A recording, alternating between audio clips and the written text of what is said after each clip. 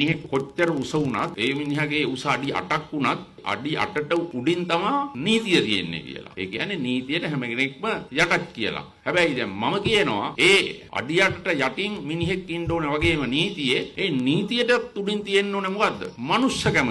ජනාධිපතිලා සතියෙන් පාප්පහන්සි ලංකාවට වෙන්නේ. මාසකින් දෙකකින් පාප්පහන්සි මට ආරාධනා කළා අවත්ති ගන්නවලට. ෆ්‍රැන්සිස් පාප්පහන්සි. එතකොට ඒ කාලෙත් ඔය රටවල් කීපයක යුද්ධ තිබුණා තැන් වල. උන්වහන්සේ මගෙන් ඇහුවා මේ යුද්ධ නතර කරන්න නම් මොකද කරන්න ඕනේ කියලා.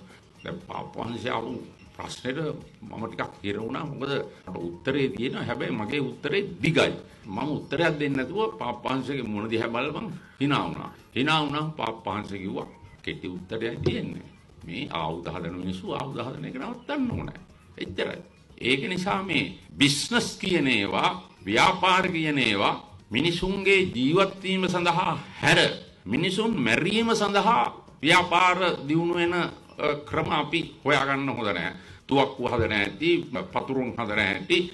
දැන් නීතිය ඉගෙන ගන්නකොට නීති විද්‍යාලයේ තියෙන එකක් තමයි මිනිහෙක් කොච්චර උස වුණත් ඒ මිනිහගේ උස අඩි 8ක් වුණත් අඩි 8ට උඩින් තමයි නීතිය තියෙන්නේ කියලා. ඒ කියන්නේ නීතියට හැම කෙනෙක්ම යටත් කියලා. හැබැයි දැන් මම කියනවා ඒ අඩි 8ට යටින් මිනිහෙක් ඉන්න ඕනේ වගේම නීතියේ ඒ නීතියට උඩින් තියෙන්න ඕනේ මොකද්ද? මනුස්සකම කියන එක. මානුෂීයභාවය.